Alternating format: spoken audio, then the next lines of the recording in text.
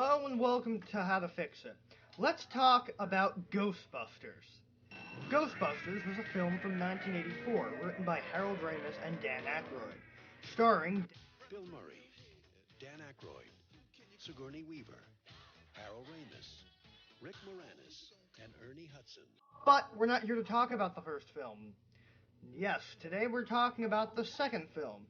So no Stay Puft Marshmallow Man, no Gozer, and no Zool, motherfucker, Zool!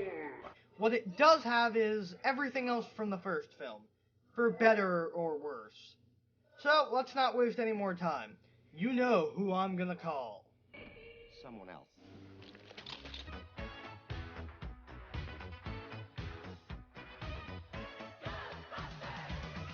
The first film introduced the concept of Ghostbusters and all of their technology. Ecto-1, the proton packs, among other things. It also introduced the characters, so I'll go over them here. You have the four primary Ghostbusters: Peter Venkman, who is a parapsychologist, Dr. Ray Stantz, a paranormal expert, Dr. Egon Spengler, who created all the tech they use, and Winston Zeddemore, a former Marine that was brought on when they needed extra help in the first film. Venkman's main love interest is Dana Barrett, played by Sigourney Weaver, who between the first and second film broke off her relationship with Venkman and married and divorced another man who she had a child with. The secretary of the Ghostbusters is Janine Melnitz, who had a thing for Egon in the first film but ended up with Louis Tully, played by Rick Moranis, in the second film. The second film takes place 5 years after the first one and wastes no time explaining what happened between the films, such as the Ghostbusters getting sued by the city for the extensive damage that the Gozer incident caused, and that they can no longer Ghostbust due to a cease and desist order. Venkman has a crappy TV show, Egon works at the lab doing experiments on human emotion, and Ray and Winston do birthday parties dressed up in their gear. They even use the theme song as their intro song. That's a crowning moment of awesome for the beginning of the film. And the kids in the movie who were at the birthday party didn't even enjoy it.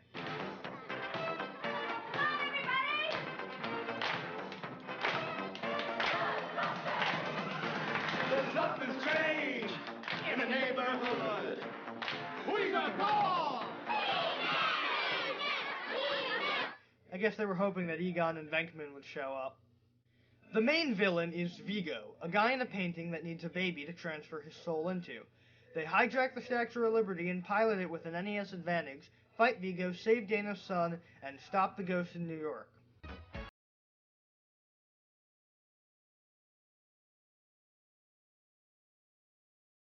Where to start? A lot of it did work. For example, it had a fantastic premise. Take the years between the first movie and actually work with it in the beginning of the movie. They could have done what they did in Beastmaster 2 and used an opening crawl, but instead they show us what they do now and have it explained through conversation.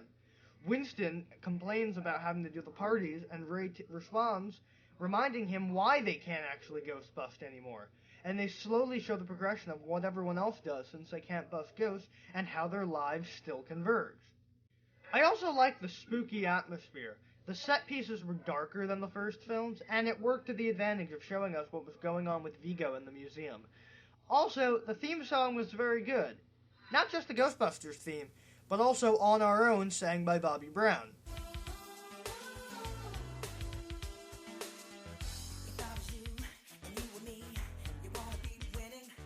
Disregarding Bobby Brown standing on moral shaky ground, it's a great song.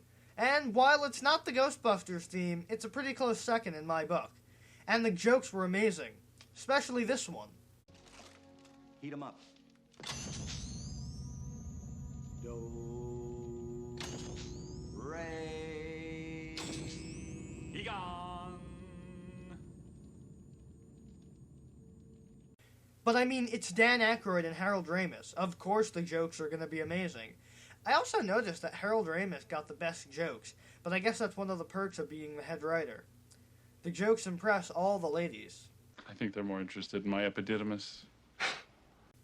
Also, the scene in the courtroom with the Scoleri brothers is amazing. Even though they look like Muppets, the mix of scary and cheesy 80s works very well.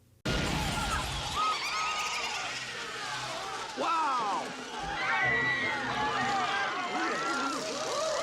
Oh my God, the Scoleri brothers!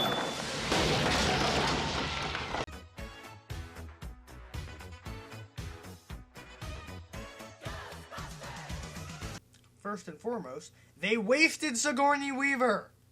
You have Sigourney Weaver, who is a badass motherfucker, and have her be a damsel in distress? Who does that?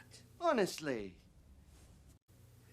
The first movie, I get it. It was 1984, only the first Alien movie had come out by that point, and Sigourney Weaver's badassment might not have been that known yet. But Aliens came out a full 3 years before Ghostbusters 2, and they had the audacity not to have... Get away from her, you bitch! Not cool, Ghostbusters 2. Even Holes had Sigourney Weaver in a less wasted role. Also, it's a rehash of the first film.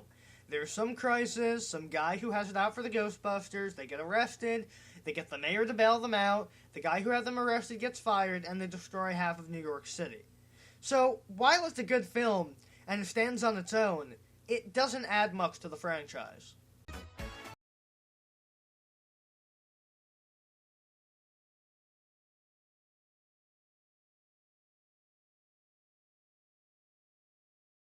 Be a bigger part of the team in the film, but I think the film wouldn't have been heard if Sigourney got to kick some ghost ass. And they could have tweaked the story a bit. Maybe instead of it being some ghostly force centered around Dana Barrett, do something different.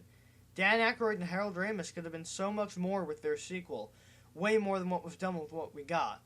Not to say it's a bad movie, but it could be better. And according to an article, they were uncomfortable with the sequel because the first film was supposed to be conclusive. And that might be why it's not as good. Ghostbusters 2. We're the best, we're the beautiful, we're the only Ghostbusters. We're back! Overall, Ghostbusters 2 is an awesome movie, and well worth your time as a moviegoer. It's currently on Netflix, along with the first one, so go watch it. And the cable movie channels have a habit of playing it on the weekends, so look out for it there. There's a lot of non-movie Ghostbusters media, but I'm not very well versed in it. But I know just who to call. The Boys in Gray have appeared in several other media besides the two iconic films. From 1986 to 1991, the real Ghostbusters ran on the small screen to continue the adventures of everyone's favorite paranormal exterminators. A toy line was also produced that actually outlived the TV series, which was renamed Slimer and the Real Ghostbusters in 1988 to appeal to a younger demographic. Most of the horror aspects of the show were toned down or excised completely. A comic series was also produced by Marvel UK and Now Comics from 1988 to 1991. In 1997, Extreme Ghostbusters was released. A sequel series to Real Ghostbusters, this new series focused on a new team of Ghostbusters, mentored by the returning Eon. Janine and Slimer were also returning regulars, with the entire original team returning for the series finale. The Grundle, a villain from the original series, also harassed the new team for an episode, and popular villain Sam Hain made appearances in the intro and closing theme graphics, even getting an action figure in the Extreme Ghostbusters line. Ghostbusters is no stranger to video games, with several being released on various home consoles throughout the years.